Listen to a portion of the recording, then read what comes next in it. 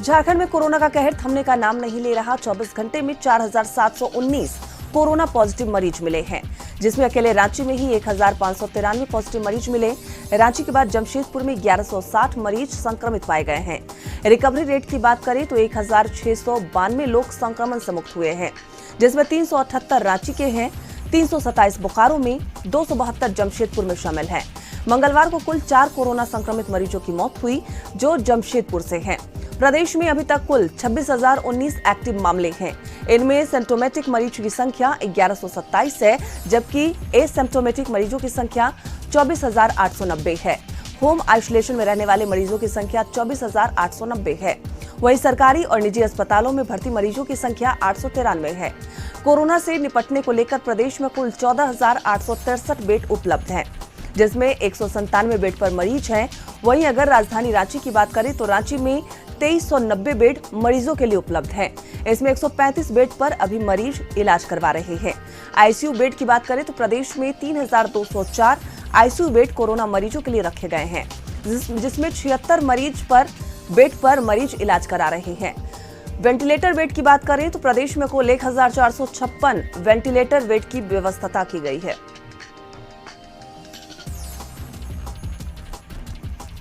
पलामू के हुसैनाबाद विधायक Kamlesh Kumar Singh corona positive हो गए हैं और वो फिलहाल होम आइसोलेशन में हैं। इस दौरान कमलेश कुमार सिंह ने उनसे मिलने जुलने वाले लोगों को कोरोना जांच कराने का आग्रह किया है। उन्होंने कहा है कि लोग कोरोना से बचाव के लिए मास्क और शारीरिक दूरी का पालन करें। साथ ही उन्होंने सभी को वैक्सीन लेने की सलाह दी है। बिहार में कोरोना के मामले में फिर से उछाल देखने को मिला है। 24 घंटे के अंदर 5,908 नए मामले सामने आए हैं, जो 10 जनवरी के मुकाबले 1171 ज्यादा है। वहीं कोरोना से पिछले 24 घंटे में 5 लोगों की मौत भी हुई है। बिहार में अब एक्टिव मरीजों की संख्या बढ़कर 25,051 पहुंच गई है। वहीं रिकवरी रेट घटकर 95% के करीब आ गया है। एक दिन पूर्व राज्य में 4,737 नए संक्रमित मरीज चिन्हित किए गए।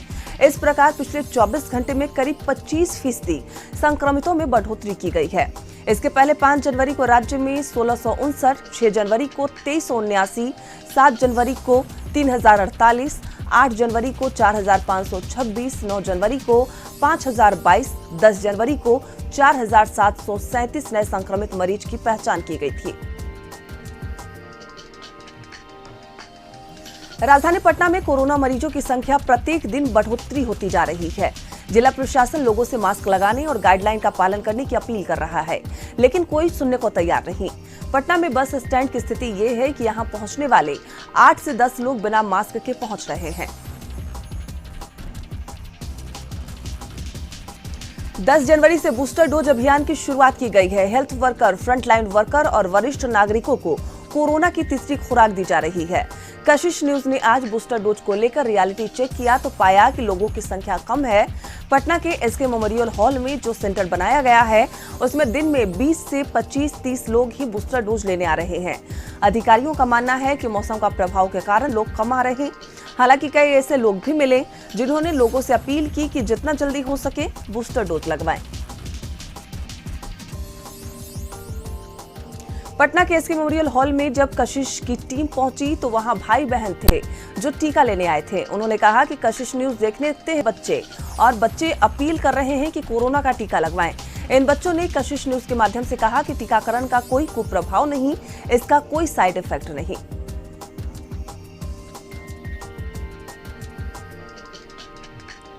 खबर रोहतास जिले के हरिहट से है, जहां कोरोना को लेकर पुलिस की लापरवाही देखने को मिली। दरअसल हरिहट थाने की पुलिस ने शराब कांड के तीनों आरोपियों को गिरफ्तार किया था, लेकिन उनमें से एक आरोपी कोरोना पॉजिटिव था। पर लापरवाही देखिए, पुलिस तीनों आरोपियों को एक साथ अस्पताल लेकर पहुंची। बताया जाता है कि अर्जुन बेखा से शराब बेचते और पीते 3 लोगों को पुलिस ने गिरफ्तार किया था। जब तीनों की कोरोना जांच कराई गई तो एक की रिपोर्ट पॉजिटिव आई, जिसके बाद पॉजिटिव मरीज को सदर अस्पताल के आइसोलेशन वार्ड में और बाकी 2 अपराधियों को जेल भेजने के लिए एक ही गाड़ी में लाया गया। सवाल उठता है कि किस परिस्थिति में पॉजिटिव मरीज के साथ 2 सामान्य आरोपियों को एक ही गाड़ी में बैठा कर लाया गया, जब गाइडलाइंस है कि संक्रमित आरोपी कैदियों को सामान्य आरोपियों कैदियों से अलग रखना है। तीसरी लहर में कोरोना के बढ़ते प्रभाव को देखते हुए पश्चिम चंपारण जिला प्रशासन ने पूरी तरह कमर कस लिया है। खुद डीएम और सिविल सर्जन पल पल पर नजर बनाए हुए हैं। जिलाधिकारी खुद सभी सुविधाओं का जायजा ले रहे हैं। डीएम कुंदन कुमार ने जीएमसीएच, एमओ और पीएसए ऑक्सीजन प्लांट का औचक निरीक्षण किया। अधीक्षक समेत कर्मियों को जीएमसीएमएच में बेतिया एलएमओ मैनिफोल्ड की कैपेसिटी को बढ़ाने का सख्त निर्देश दिया है। भागलपुर में भी कोरोना की तीसरी लहर ने दस्तक दे दी है। इन सब के बीच सरकार दावों पर कांग्रेस विधायक दल के नेता अजीत शर्मा ने सरकार पर निशाना साधा है और कहा कि कोरोना की तीसरी लहर ने दस्तक दे दी, लेकिन सरकार की तरफ से जो व्यवस्था होनी चाहिए थी वो व्यवस्था नहीं की गई है। उन्होंने आम लोगों से अपील की है कि वो मास्क लगाएं, सोशल डिस्टेंसिंग का पालन करें, जिससे कोरोना से बचा जा सके। शरीर से लाचार एक शख्स के लिए कोविशील्ड वैक्सीन का डोज लेना किसी चमत्कार से कम नहीं साबित हुआ। मामला पेटवार प्रखंड का है, जहां जिंदगी की उम्मीद छोड़ चुके 55 साल के दुलार चंद मुंडा को कोविशील्ड से जीने का नया रास्ता दिखा है। यह अचंभित कर देने वाला घटना चर्चा का विषय बना हुआ है और सब लोग हैरान हैं। बताया जा रहा है कि पिछले 4 सालों से खाट पर सो रहे, जिंदगी की जंग लड़ रहे दुलार चंद मुंडा ने कोविशील्ड वैक्सीन ली। इस वैक्सीन के लेने के बाद दुलार चंद की माने तो जिंदगी ही बदल गई। टीका लेने के बाद उनकी लड़खड़ाती आवाज बेहतर हो गई, बल्कि उनके शरीर में नई जान भी आ गई।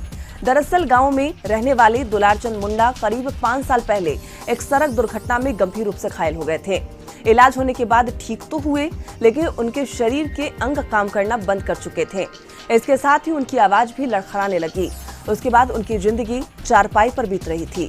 वो ठीक से बोल भी नहीं पा रहे थे।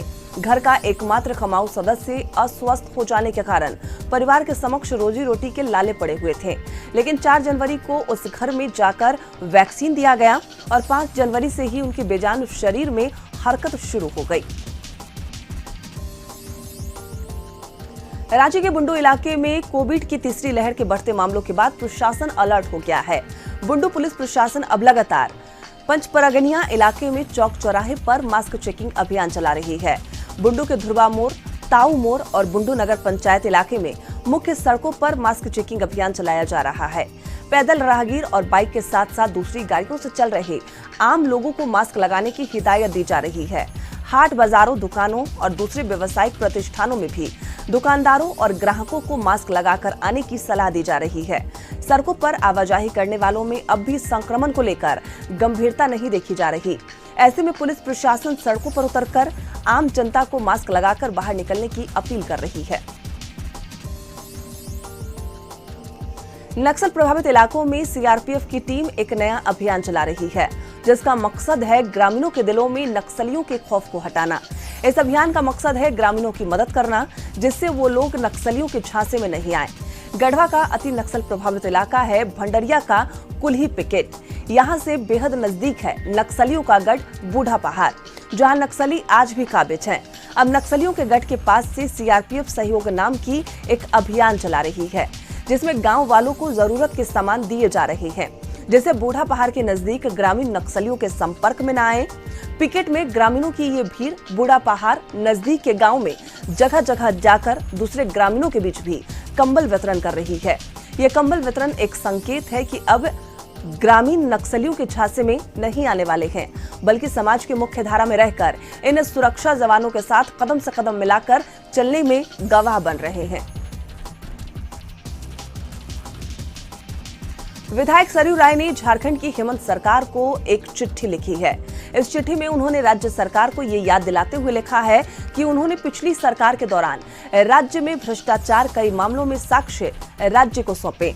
राज्य सरकार ने शुरुआती दौर में इसकी जांच के लिए कदम भी उठाए, लेकिन इसका परिणाम कुछ भी नहीं निकला।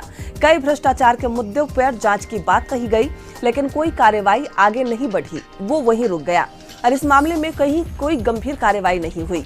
उन्होंने कथित तौर पर मेन हार्ट घोटाले की चर्चा करते हुए लिखा है कि मामले की जांच एसीबी कराने का आदेश 1 साल पहले हुआ था, लेकिन ये आदेश एफआईआर दर्ज कर जांच करने का नहीं हुआ, बल्कि प्रारंभिक जांच करने का हुआ। उन्होंने लिखा कि पता नहीं क्यों सरकार इस मामले में ढुलमुल रवैया अपना रही है। बेगूसराय में इंटर के छात्र का शव बांसबाड़ी से लटका हुआ मिला है। परिजनों का आरोप है कि गांव के दबंगों ने छात्र की हत्या कर शव को पेड़ से लटका दिया। पूरी घटना बरौनी थाना क्षेत्र के मिर्जापुर चंद गांव की है। परिजनों का आरोप है कि गांव के ही त्रिवेणी सिंह के परिजन अपने खेत की मिट्टी कटाई की गई थी। उनका शक था कि छात्र सुमंत कुमार पासवान ने कांग्रेस के नेता अरमिंदर सिंह को खेत मिट्टी कटाई की सूचना दी थी। इसी से नाराज होकर त्रिवेणी सिंह और उनके परिजनों ने कल शाम छात्र के साथ मारपीट की थी। मृतक की मां ने कहा कि मिट्टी कटाई की सूचना उनके पुत्र ने नहीं दी। कल वो इंटर की प्रायोगिक परीक्षा देकर लौटा था। कल शाम मारपीट की गई। रात में वो सोया और आज सुबह उसका शव बांस से लटका हुआ मिला है। फिलहाल पुलिस मौके पर पहुंचकर पूरे मामले की जांच कर रही है।